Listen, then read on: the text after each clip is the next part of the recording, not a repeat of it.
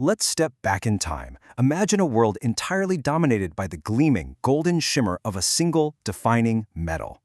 We're stepping out of the era of aristocratic empires and plunging headfirst into a gritty, smoke-filled revolution that literally reshaped the human story. Picture the ancient world at its absolute zenith. A world where the survival of kings and pharaohs depended entirely on the continuous flow of this one material.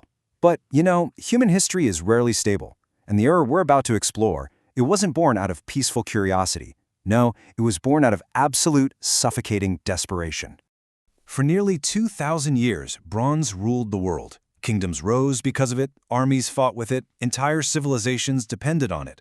Then a new metal appeared, harder to find, harder to shape, but powerful enough to overthrow an entire age. Think about the sheer magnitude of that for a second.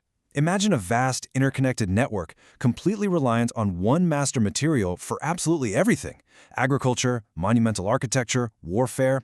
The bronze trade was the lifeblood weaving together the Egyptians, the Mycenaeans, the Hittites. But this glittering age was incredibly fragile, and when the foundation finally fractured, humanity was forced to look down into the dirt and into the dark, punishing heat of the forge. Which leads us to the ultimate historical mystery.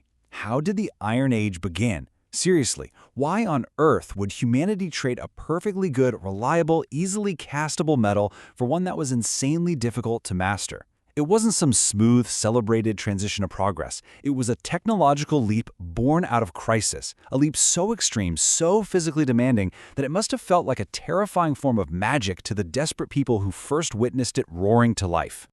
Section 1. The Limits of Bronze and the Iron Paradox. To understand why iron was such a monumental challenge, we really have to understand why bronze had to fail. Bronze was an incredible breakthrough, but it had a fatal flaw. It's an alloy. You have to mix copper with tin. Copper was pretty accessible, sure, but tin? Tin was incredibly rare. It required these vast, vulnerable trade networks stretching for thousands of miles. But working bronze was completely within ancient capabilities. Your standard Neolithic kilns could easily reach the temperatures needed to melt copper at about 1,085 degrees Celsius, and tin, which melts at just 232 degrees. You could just melt them into a shimmering liquid, pour them into molds, and boom, mass-produced perfectly uniform tools. But iron is a completely different beast. Terrestrial iron is locked tightly away inside stubborn raw ore. To extract it, you need to hit temperatures north of 1,250 degrees Celsius. We're talking about the furious heat of a contained volcano. Early civilizations just didn't have the technology to create, let alone survive, that kind of blinding heat. So we had this taunting paradox. Iron is literally everywhere beneath our feet, one of the most abundant elements in the Earth's crust, and yet it was utterly untouchable. Because digging up and melting terrestrial iron was impossible, the earliest iron artifacts humanity possessed didn't come from the Earth at all. They literally fell from space. I mean, think about that. The only iron available to the ancient world was meteoric iron, a natural iron-nickel alloy found in the smoking craters of fallen meteorites. This made early iron a literal metal of the gods. It was far rarer and vastly more expensive than gold or silver. We find these incredible artifacts, like iron beads in Egyptian burials dating all the way back to 3200 BC, and an exquisitely crafted iron dagger wrapped right alongside the mummy of Pharaoh Tutankhamun. To the ancient mind, iron wasn't some practical building material. It was divine, extraterrestrial magic, reserved strictly for the ultra-elite. So what exactly forced everyday people to finally crack the code of terrestrial iron? Well, disaster. Absolute world-ending disaster. Around 1200 BC, a mysterious and incredibly violent series of events, what we now call the Bronze Age collapse, swept across the ancient Near East and Mediterranean. Cities burned to the ground. Deeply interconnected empires just suddenly fractured and fell. And because of all this chaos, those massive international trade routes were completely severed. The supply of tin vanished almost overnight. It was a literal metal famine. Think about it. Without tin, you can't make bronze. Without bronze, you don't have tools to harvest your crops, you don't have weapons to defend your walls, your civilization is basically facing extinction. Desperate metal workers staring at a world stripped of its resources were forced to look down at the reddish, stubborn rocks they had ignored for centuries. They had no other choice. They had to figure out iron. Section 2. Mastering the Forge. You know the saying, necessity is the mother of invention? Well, the invention that saved these post-collapse societies was a completely new way of manipulating fire. Enter the bloomery furnace. This wasn't just your standard pit fire, this was an engine of immense thermodynamics. Ancient metalworkers built these specialized, chimney-like structures out of heavily packed clay and earth. Then they loaded them with alternating layers of crushed iron ore and glowing charcoal. But the real secret weapon here was oxygen. By using hand-operated bellows to pump a continuous, exhausting blast of forced air directly into the base of the furnace, they could finally push the temperature up to that magical 1250-degree threshold. But here's the cruel twist of iron. Even at this insane temperature, the metal still didn't melt into a smooth liquid like bronze did. Instead, it separated from the rock and fused into this glowing, spongy, deeply impure mass at the very bottom of the furnace, a chaotic mixture of iron and glassy rock that we call a bloom. Once that glowing bloom was pulled out of the furnace with massive tongs, the truly brutal part began. To make this spongy mass even slightly usable, the blacksmith had to immediately start hammering it while it was still white hot.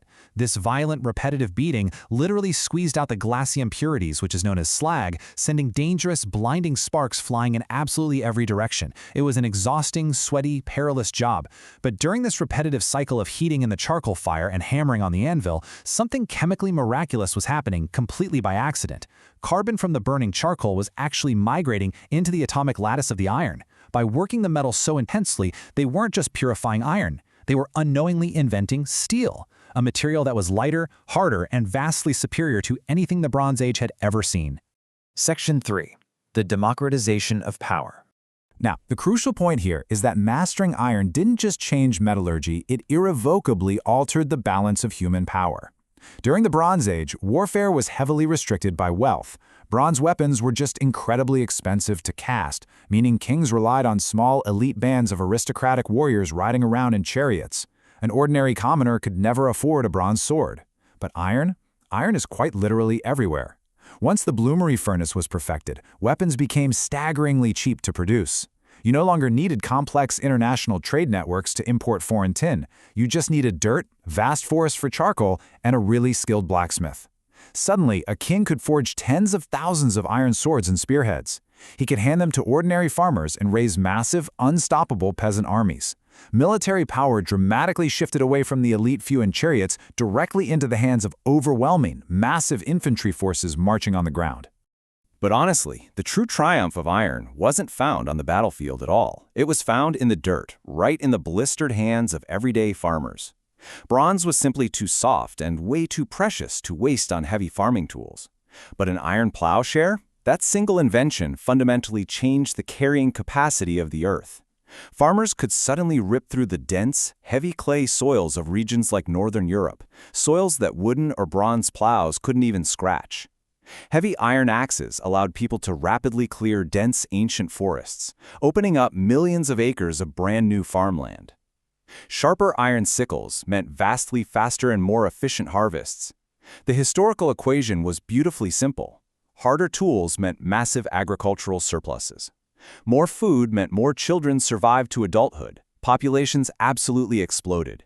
Tiny, scattered settlements rapidly expanded into sprawling cities, breathing life into massive, resilient new kingdoms.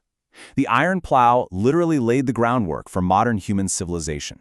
Section 4. Reshaping global civilizations.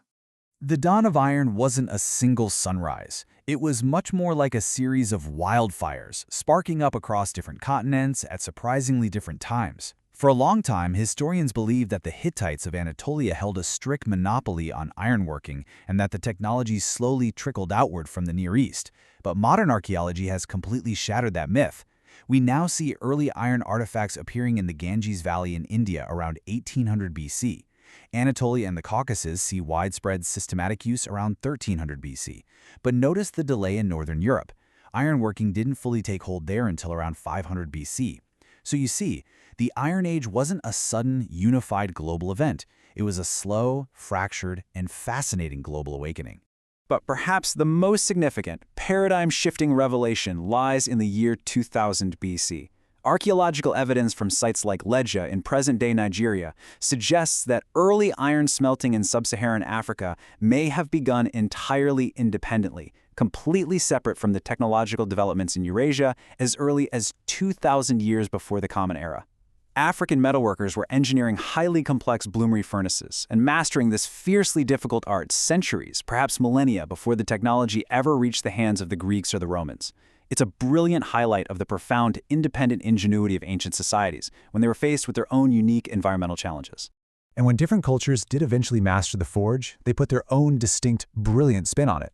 In southern India, ancient metallurgists pushed the boundaries of chemistry by inventing the crucible technique. They meticulously mixed high-purity wrought iron with carbon-rich materials like wood and glass in sealed clay crucibles, baking them to create legendary ultra-high-carbon wood steel. Over in China, blacksmiths bypassed that spongy bloom stage altogether. Because they had developed incredibly advanced high-temperature kiln technologies during their prolonged Bronze Age, they were able to achieve temperatures high enough to actually melt iron into a liquid, leaping straight into early cast iron production. Meanwhile, in Europe, the Hallstatt culture forged a new, deeply militaristic society built entirely around distinctive heavy iron swords and sweeping agricultural sites. The entire world was forever changed, but that change was uniquely localized by the specialized brilliance of its blacksmiths. Section 5. Forging the Modern World. Once humanity fully unlocked the secrets of iron, we never looked back. By democratizing tools and weapons, making them accessible to the masses rather than just the wealthy elite, iron became the foundational building block for all future physical human progress. It is the direct ancestral line to absolutely everything we know today. The forged iron nails that held together massive Roman trade ships, the immense iron beams that internally reinforced the soaring architecture of medieval cathedrals, all of it paved the long, fiery road to the mastery of industrial steel. A mastery that eventually birthed the sprawling railways, the towering skyscrapers, and the churning engines of the Industrial Revolution itself. Literally, none of our modern infrastructure, none of our towering cities exists with the desperate, sweaty ingenuity of those ancient metalworkers who stared into the blinding heat of a dirt forge and absolutely refused to give up. Bronze built the first great civilizations. Iron gave humanity the strength to reshape the world. Bronze was the beautiful, fragile stepping stone, a metal of art, of elites, and of closely guarded trade networks. But iron? Iron was the raw muscle. It was the great, gritty equalizer that tore down ancient, stagnant empires and empowered the masses to literally carve out the landscape of the future, turning dense forests into endless fields and small towns into sprawling empires. So we've seen how conquering the physical world with iron was a monumental leap forward. But it was really only half the battle. Because as powerful as a steel sword or an iron plow might be, there was something else on the horizon. Humanity had mastered iron, but another discovery would eventually become even more valuable than gold or silver. It wasn't a metal, it was knowledge. And that knowledge would transform scattered kingdoms into great civilizations.